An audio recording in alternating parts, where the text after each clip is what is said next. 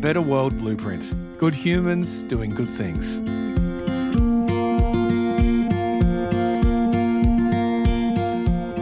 The best way to see the good in the world is to look for the people creating it. Those that are trying to make the world a better place. And if you want to feel good about the world, surround yourself with them. Hi, I'm Siobhan Hunt, and this podcast gathers all those people into one place just for you. Let their stories inspire you and bring hope and comfort. Welcome to A Better World Blueprint. You're in the car, your favourite song comes on, you turn the radio up and sing at the top of your lungs. Is there any more joyful feeling than singing? It's a simple yet profound way to lift your spirits. For Nadav Kahn, singing is also a tool for spiritual connection. He's an award-winning singer-songwriter, producer, music therapist, and mantra meditation teacher. His music and classes aim to lead students to a sense of peace and spiritual connection. This is musician Nadav Kahn. Hello, Nadav, and welcome to A Better World Blueprint. Thank you. Hi, Siobhan. Very happy to be here. Thanks for having me. It's a pleasure. Can you tell me what led you to this work? I guess I'm speaking specifically about the devotional singing you do and how you bring people along with you on that journey. Recently, you were part of a retreat I was on in Bali, and when I asked everyone, I told them about my podcast, and I was like, do you know anyone I should have on the show? So many of them said, you have to ask Nadav. What he does is incredible. You obviously touch people with the work that you do. So what actually led you to this type of music and bringing it to an audience, I suppose? I've never really thought about what led me. I tend to find myself doing things. It's I guess, a part of a bigger spiritual quest, which happened also by virtue of experiences and life leading me into it. I suppose I'd already been involved in music. I was in a band. We were touring around the world and making records and things like that. And in my band, the drummer was a Buddhist. The bass player was the son of a pastor preacher, so it was Christian kind of. And then my brother and I were both sort of very atheistic Jews. So a lot of our time on the tour bus was kind of exploring different modalities, traditions, meaning of world religions and similarities, contrasts, etc. And we've just always been interested in that sort of thing, and have always been interested in different cultures and different ways of the world.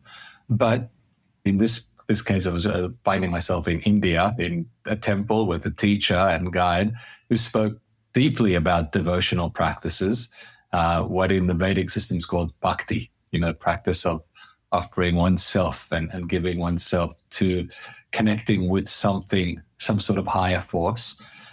I started exploring and realizing that actually inherently my nature is very devotional.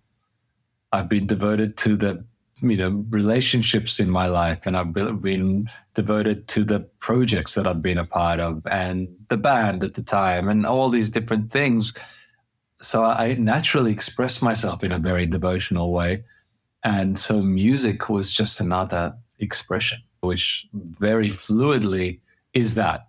And because music is really a language of the soul, it's a language beyond words, ultimately. So, and that's the soul is in a state of some sort of devotional connection, I think. If you're awake to it, and I want to see if we can go back to that temple in India. Oh, yeah.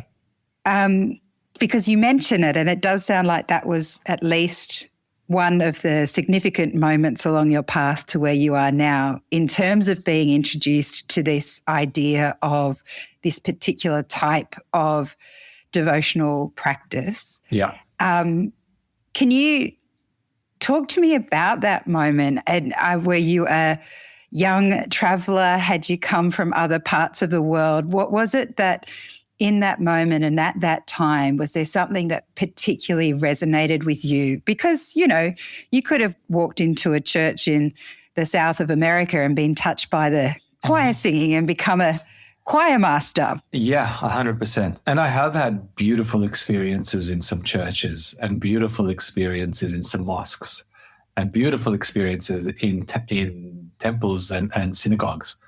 But they never sort of, you know, got me onto some sort of a path that I suppose in this case it did. And I suppose I was interested already in yoga. And it was more asana, so it was still more physical practice, but I loved the philosophy. So the philosophy was already kind of captivating to me. I'm not somebody who just does, I don't go to the gym. I can't do things that are just physical. There needs to be another dimension to them. And yoga really spoke to me on that front. So landing in that temple environment in the south of India, where there is a living teacher who's considered somewhat of a saint in those parts, because it exists in quite an altruistic way. Everything is, you know, supports so many different ventures. It was quite impressive. It really felt like, some of the teachings and the things that I'd learned about in yoga, I was seeing expressed and manifested in a living, you know, embodiment, which, I know as you two have been on this retreat and I've been a student of Eileen Hall for a long time, we want to have a teacher who can embody and represent the practice. That's what I found. In India, it was like, okay, there's a whole other way of being. And it really opened my mind and my judgment, because I was very judgmental. I discovered I was very judgmental, I should say, of religions and of ways. And I was very set in some ideas about what's right and what's not right. And it broke me down, you know, and humbled me to kind of see, I don't actually know as much as I think I do. And that's been a constant discovery, you know, for the last 20 or something years, you know. Oh, wow. Every time I think I know something, it's like, okay, there's more to realize how little I know. Well, what do you do once you meet someone? I mean, obviously you mentioned Eileen there, and she's a previous episode I've had on Blueprint, so people can go back and listen to that if they like. But in terms of, I feel so fortunate that we were able to find a teacher like Eileen only suburbs away in Sydney for myself, because I live in Sydney. Yeah. But you found someone who profoundly moved you in a place that is thousands of miles away from home. Yes, in a culture that was so foreign to me. So how do you pursue that kind of wisdom and learning? You know, you've decided, or you've found that this makes a lot of sense to you. It makes sense to follow it and pursue it. But how do you do that practically? Well, that returns to your original question about devotion. I guess one of the key teachings that this teacher, known as Sri Shakti Narayani Amma, is, and Amma means mother. It's basically saying, can come back to the heart, connection of that love of the ultimate mother, you know, Mother Nature, Mother Earth, mother to her children. But in that space, the practices were about returning to the heart. And that felt very innate for me. Did you need to stay in India to explore that more, or how did you do that? Like, because I think one thing for people who don't practice yoga or understand that it's not just the asanas, which are the postures, it's the getting on the mat. It's not just that. There is, as you mentioned, other ways of practicing the philosophy of yoga. And it's a very ancient practice. And as you've mentioned previously, it is culturally, it can be quite foreign to us in the West. So it's not necessarily a simple thing to study. Also, you mentioned having a teacher who embodies the wisdom and who you can trust that is teaching you the right things. At the time when you met your teacher, if that was 20 years ago, I can't imagine that there were many options back here in Australia for study, or was there? I mean, what did you do? You know how it is. Once you discover something, then you discover that things exist and that they've existed before. So suddenly, after that, it was like I was suddenly hearing about every passing Swami and Guru. But I had been invited to a few of those before, so that perhaps opened the door to that. So I was already slightly lubricated, wanted to the idea. It wasn't entirely foreign. The music part's really connected for me because I loved the practices and some of the rituals. They were really very amazing, very creative, very colorful. Anyone who's been to India would know, filled with scents and colors and sounds and lots going on. It's not a quiet thing. But with it, there are always priests chanting. And the chants really kind of hooked me in because here I was very interested in ambient sounds and exploring different sonic kind of worldscapes.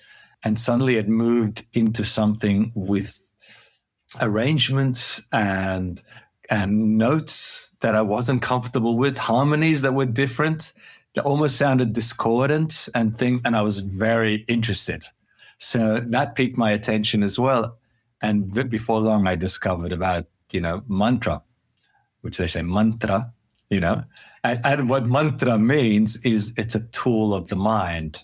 So it's a sound, a particular sound or a phrase of collection of sounds that are there to take us beyond our mind or through the mind, the tool of the mind to go through the mind to connect with something deeper. In this case, it's like really connecting to a heart space, but beyond physical heart to that ultimate soul. And the idea of mantra, because it's connected to the whole yogic philosophy, to all of Vedic thinking, which is connecting us to something which is greater, something that binds us all. And then it goes into bigger, theories and big ideas, but everything resonated. For me, when somebody said, oh, yes, I'm not hippie enough in the sense of like, hey, it's all one, man. It's like, that's not been my way, but I did always resonate because I probably am just a big hippie in some way as well. But really here, these are teachings, like the Buddhist teachings, like all of these teachings about oneness and about ultimate connection. And that's what just felt so true. So for me, the gods, the goddesses, the deities, the explorations, they're just symbols. They're pathways for me. I know for some people it's very personal and they're very connected to it. And that's beautiful. But for me, these are all concepts or doorways to connect me to some ultimate thing that binds me with all of existence, all of consciousness, to one great undivisible whole that my experiences that I've had have reminded me, oh yeah, we are truly connected. When I go into the mantra, I instantly found a doorway, a portal for me to connect with something greater, something bigger than myself. And that was the true hook for me. So much in that answer. Okay, I'm going to go to a very practical level first, because I know that it's a profound choice that you made to pursue the devotional music, and it makes it, we'll talk about the impact you've seen in a moment. But I find that sometimes when we make these decisions and we find our purpose in life, it doesn't necessarily mean that the road is therefore an easy one. So there are a couple of things that I want to ask you about. And the first one is about Sanskrit, because as you know, from watching me try to repeat the words in your songs, Sanskrit is not a necessarily easy language to pick up. But that is obviously a big part of the music that you produce and sing. You're singing in Sanskrit, and you're understanding what you're talking about. So you're not just singing mantras. You must also understand the text that the songs are coming from. I guess for me, just because I was born in Israel and I came from a foreign language and a language that I perceive now also to be quite a power language. So I love singing and chanting and prayers and things in Hebrew too. I'm quite drawn to quite a few languages like that, but the two that I'm most comfortable with now are Hebrew and Sanskrit. But I don't think you need to understand the words. It helps us. It helps the mind, especially if you're like, why am I doing this? What's the point? Is this gobbledygook? It's like just saying some sounds and things that can feel a bit weird. But I'm often interested in people having the experience without understanding, and then perhaps bringing them the insight of what they're saying, if they can trust that I'm guiding them to something that's wholesome. The intention of all of it is to kind of guide us to something that's connected to a deeper truth. So if understanding it helps you in, that's great. If you don't need it because you just respond to it, because the thing about these syllables is that they have a particular vibrational quality. And when I say that, I mean a resonance. There's a resonance to these sounds. And maybe I can kind of explain it this way. One of my favorite ways of explaining these sounds, which, are called mantra and these things, is that these rishis, who are these sages who sat for extended lengths of time in meditation, and we're talking hours, days, weeks, months, years, sometimes without moving, in their caves, in their spaces, in the woods, wherever it was, they became so connected with nature, so connected that there's no differentiation between their physical self and everything all around. And what they did in a way was, or poetically, I like to think of it, they collected the sounds of all of life, all of nature, received them, and then transmuted them into these sonic expressions, which we call these mantra. And that's the whole nature of the Sanskrit language, is based on that. So that's why these things are little seeds, they're little tools, they're little kind of gateways into understanding the self better. Whether we say, one of the simplest ones, Om, and understand what Om is about or not. The fact that Om is considered to be the sound of the entire universe pulsating and existing from the beginning of time till whenever all life ceases to exist, it's the river of existence happening, and we're part of it. And all of life is part of it. And it could be captured as this sort of great humming vibration, which we call Om. I have to say that part of my brain, I'm thinking I have to take myself back to before I understood what I do about yoga and the kind of devotional singing that you're talking about, because I think some people can be quite maybe put off or hear people talking about this kind of experience and be somewhat skeptical because it sounds a bit woo-woo. But taking myself back to the beginning, one of the things that appealed to me about yoga and finding that the asanas made sense for me is the actual feeling in your body once you do a practice. And the same could be said of music and devotional singing and what you're talking about, because there's lots of science behind how singing makes us feel good on a 100%. Kind of molecular level. Do you think that's part of what can create so much change in what you do, is that just talking about it is one thing, but when someone joins you in song, that's when they experience what it really means? I think, well, that was the truth for me.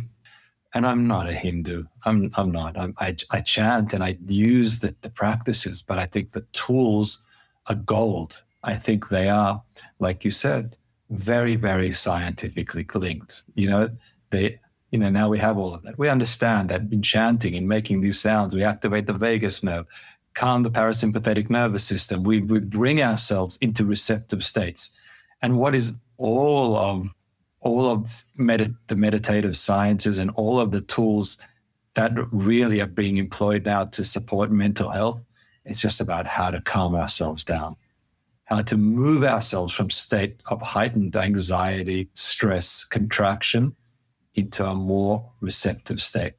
And these sounds, I find, are like these incredibly fast pathways to drop out of everything else. All of the pain and the things that we're carrying for a moment, to release it so that way we can see more clearly what's going on and make better decisions and choices.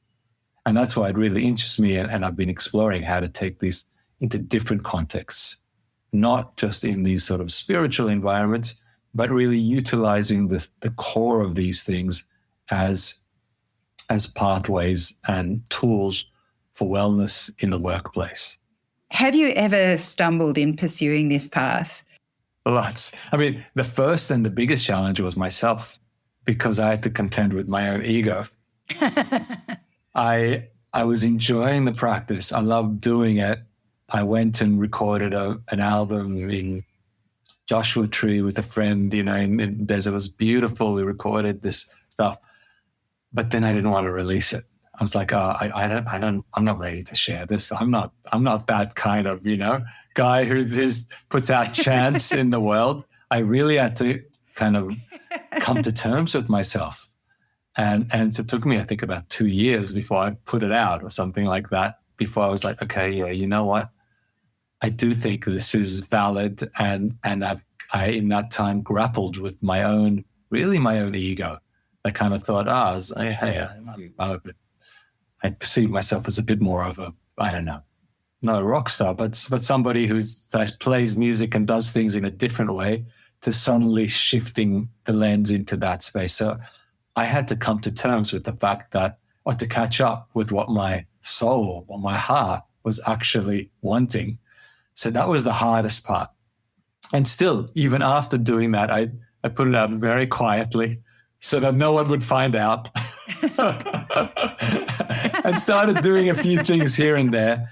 But yoga and linking it to my physical practice as well, and to the meditative practice that came with that, really supported me to kind of, as a space, and then to start doing it within the yoga schools, and to do it in a way that felt fairly safe, because I could share it in communities that many people didn't know much about it. And before long, I ended up becoming a teacher to the yoga teachers, teaching them how to bring mantra and these sounds into their spaces so that they can learn it. And I created these harmonium workshops. Harmonium was the instrument I was playing in Bali, which is kind of like a pump organ thing that sort of sits on the floor, that comes from India. So I would then create groups and like 20 people all learning how to do some of the chants and things so that they can hold space for others. So I did become comfortable with it, and became comfortable with it happening in the yoga rooms. And I've done it at homes, and I've done it in scout halls, and I've done it in community centers, and I've done it at festivals. So now it's kind of like, it's a free for all. I'm happy to share it anywhere as the more comfortable I've come with, with this practice and with myself doing it. The wrestle, the tug of wars has ended. Now I accept that it's just my path, or a big part of my path. So one of the questions I like to ask is whether this work has changed you, but I feel like you've been answering that question the whole time. 100%. I mean, on the one hand, it hasn't. I still do feel like I was always the guy in the room who was kind of connected to the universe, who wanted to be a part of something far beyond and less absorbed in the stuff that was happening. And now I have more language, perhaps, to express it, and a musical language for it. What impact have you seen from doing this work? From what I've heard from people who experience it, people have had profound moments of dropping in to something within themselves that needs to be expressed. And I think that's the power of these tools. I'm like a bit of a mouthpiece for it. But I find that my intention is for it to in some way be of service for others. And people have told me in different contexts that they even just had very basic meditative experiences for the first time. People that have were convinced that they couldn't meditate. They couldn't dropped into something, outside of their mental states. So whether it's as simple as that or whether it's some sort of bigger revelatory moment, I think these sounds just do that. Well, I can say that I've experienced that, particularly at Bali, but at other retreats and things you've done with Eileen. So Nadav, thank you so much for speaking with me today. Yeah, you're so welcome. Musician Nadav Kahn. If you'd like to learn more about Nadav, check out the links in the episode notes. I'm Siobhan Hunt. See you on the next episode of A Better World Blueprint.